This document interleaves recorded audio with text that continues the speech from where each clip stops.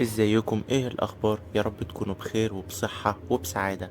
اكيد سمعت كتير عن التنمية البشرية او التنمية الذاتية ايا كان الاسم. ايه هي التنمية البشرية؟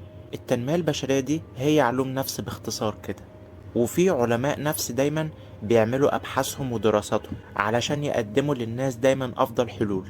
في التنمية البشرية بتدرس العلاقات، في التنمية البشرية بتدرس البيزنس او الكارير، وازاي تكون سعيد اكتر، وازاي تخطط لاهدافك، وازاي تزود الانتاجية. التنمية البشرية بتدرس الخمس حاجات دول بالظبط. التنمية البشرية بتختلف عن الطب النفسي. الطب النفسي حاجة والتنمية البشرية حاجة تانية خالص. الطب النفسي هو اللي بيوصف أدوية، لكن التنمية البشرية بنديك تمارين وبتطبقها.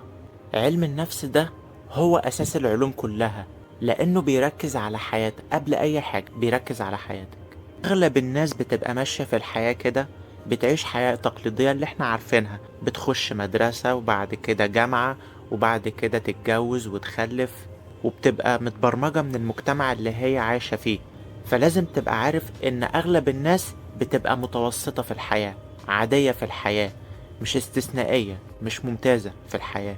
اكيد طبعا في رحلتهم دي في المدرسة وفي الجامعة ولما اتجوزوا وخلفوا واشتغلوا، اكيد اتعلموا حاجات طبعا. ما اقدرش اقولك انهم صفر في المعرفة، لا، هم اكيد اتعلموا حاجات. لكن بقى اللي بيدرس علوم نفس او تنمية بشرية بمعنى اصح هيوصل لنتائج فوق المتوسطة، هيوصل لنتائج استثنائية، نتائج ممتازة غير اغلب الناس، هيعيش حياة غير اللي اغلب الناس عايشاها. في امثلة كتير لمدربين بشرية اجانب زي توني روبنز، ماري فورليو، بريندون بورشارد. ومن المصريين زي مثلا نهاد رجب، زي احمد عمارة، زي وليد عقيلي وغيرهم كتير. اهم حاجة ما تتابعش مدرب تنمية بشرية واحد بس، لا، تابع كذا واحد. وما تتابعنيش انا شخصيا بس، لا، تابع برضو ناس كتير، لان كل مدرب تنمية بشرية هتلاقي عنده ميزة معينة مش موجودة عند غيره.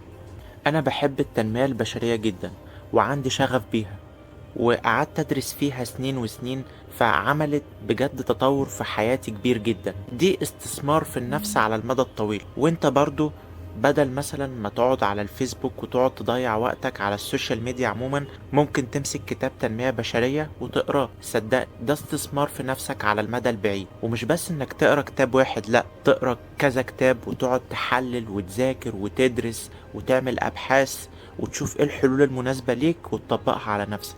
التنمية البشرية شخصيا فادتني في ان انا ازاي ابني نجاح قوي، ازاي احفز نفسي، ازاي اكون اكتر سعادة، ازاي اكون اصدقاء، ازاي احسن علاقاتي، ازاي اكون مركز اكتر، ازاي اعمل روتين ليومي. لو عايز تدرس تنمية ذاتية تقدر تتواصل مع مدرب تنمية ذاتية، تقدر تروح مثلا وتحضر كورسات، تشتري كتب، او حتى تشوف فيديوهات على اليوتيوب.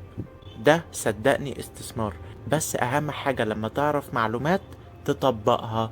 هقول تاني، لما تعرف معلومات تطبقها، لان المعلومات مش هتجيب نتيجة غير لما تطبقها. غير كده انت بس مجرد بتضيع وقت، بتبهر عقلك بس. دايما الشخص اللي بيطبق المعلومات احسن بكتير جدا من اللي بيقعد يقرا بس. شكرا جدا واشوفكم على خير الحلقة الجاية. كل الصحة، كل السعادة، سلام.